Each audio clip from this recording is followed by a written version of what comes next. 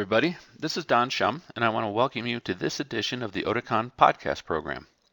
In this edition, we're going to talk about what it takes for a listener to piece together a message when they're trying to have a conversation in a potentially difficult listening situation. Obviously, this has a lot of implications for our hearing impaired patients and how they manage in those more difficult listening situations because of the presence of their hearing impairment. But it harkens back to more general principles of the way the cognitive system works when trying to create meaning out of what you're hearing. Let's go ahead and get started. The ability to piece together a message in an adverse listening situation when not all the individual sounds of speech can be transmitted is a very impressive function of the cognitive system. The cognitive system thrives on finding meaning out of stimulation. We are constantly bombarded with lots of sensory stimulation throughout the course of the day. And when you are having a conversation with another person where the listening environment is less than optimal, you oftentimes can have a very meaningful conversation without really noticing how much harder you have to be working. That is one of the great functions of the cognitive system, to be able to take whatever information it can and create meaning out of that stimulation. The cognitive system immediately jumps to meaningful interpretation.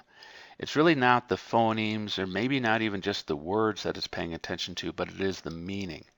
And the cognitive system will use whatever information it can to create that meaningful interpretation. Based on work that was done in the development of tools such as the Articulation Index or the Speech Intelligibility Index, we know that you only need about maybe 70, at most 80% of speech information to get into your cognitive system to be able to follow ongoing conversation without too much effort.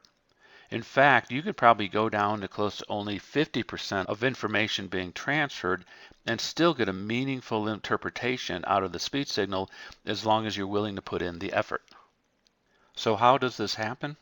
Well, the cognitive system is primed to understand spoken language because spoken language carries meaning. The cognitive system will constantly try to put together the message and create a meaningful interpretation. I want you to listen to the following sentence. And as I'm producing this sentence, I want you to imagine the scene that I'm talking about. Please drop the dirty laundry in the basket at the dry cleaners. I want you to stop for a moment and think what just happened. When I gave you just the first part of that and said, please drop the dirty laundry in the basket, at that point in time, you probably had a concept of what I was talking about, and that was the physical action of scooping up a pile of laundry and walking over to a laundry basket and dropping it in. But when I added the phrase at the dry cleaners, your interpretation of the sentence probably changed. Now you were thinking that there was already dirty laundry in a basket, and your job was to pick it up and drop it at the dry cleaners on your way to work. But just that fact that you were able to change your interpretation of the sentence midstream shows you how active the cognitive system is when you're listening to spoken language. It is constantly trying to create an image, an interpretation of what's going on. And if it has to change that interpretation based on new information, it's going to do that. It shows, for example, just how involved short-term memory is in the whole language perception aspect of the way humans communicate. The cognitive system is a very good guesser. When you are listening to a sentence, you are constantly narrowing in on the potential words that I'm about to say.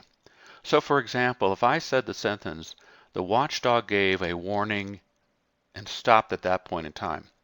When I stopped at that point in time, your cognitive system has probably already narrowed down the number of options of the final word of that sentence to a handful of word options such as a snarl, a sneer, or a growl. In fact, that sentence is taken from a test that was developed back in the 1970s called the Speech Perception and Noise Test that was specifically designed to tap into how well listeners were able to use context to fill in meaning. The cognitive system will fill in the gaps of missing speech based on what makes best sense at that point in time. And as many of you have probably already noticed, the human listener is much better at doing that than an automatic speech recognition machine such as Siri. Humans don't make some of the same silly mistakes that Siri does.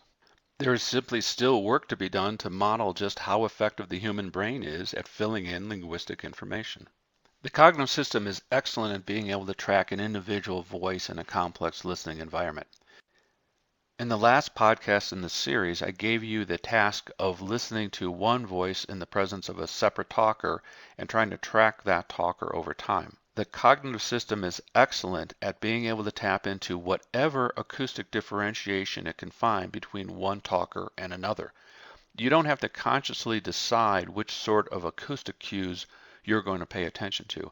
The cognitive system will automatically start to create that linkage from one speech sound to the next, to the next, to the next, until a meaningful interpretation of that utterance can be made. And it's that ability to lock into one particular talker and track over time, which is just one of those amazing things that your cognitive system can do. And in that example, you did not hear every single phoneme produced by one talker or the other. But your cognitive system was able to fill in a lot of the gaps where the talker that you're trying to pay attention to was momentarily masked by the speech being produced by the other talker. Your cognitive system was still able to fill in the gaps. The cognitive system is just excellent at being able to take a look at the big picture of the information that's coming in and create meaning out of the individual pieces that it has available, even if those pieces are not a complete picture of the speech that was produced. What our patients face then is that the number of good pieces that they have to work with is simply less because of the nature of the hearing impairment. They still have a cognitive system that is working very hard to fill in the gaps, but when you're missing so much of the information coming in because of the nature of the hearing loss, your cognitive system simply cannot pull together a meaningful interpretation. And when we try to create solutions for patients within the concept of what we call brain hearing, we are very aware of how hard the cognitive system is working to try to fill in those gaps. And we do everything that we possibly can in the development of solutions to try to assist the patient in being able to do that very powerful cognitive task of taking an incomplete amount of information but still creating a meaningful interpretation for the listener. As always, if you have any questions or comments, please feel free to contact me. My email is d.shum@oticon.com. Thank you for your time.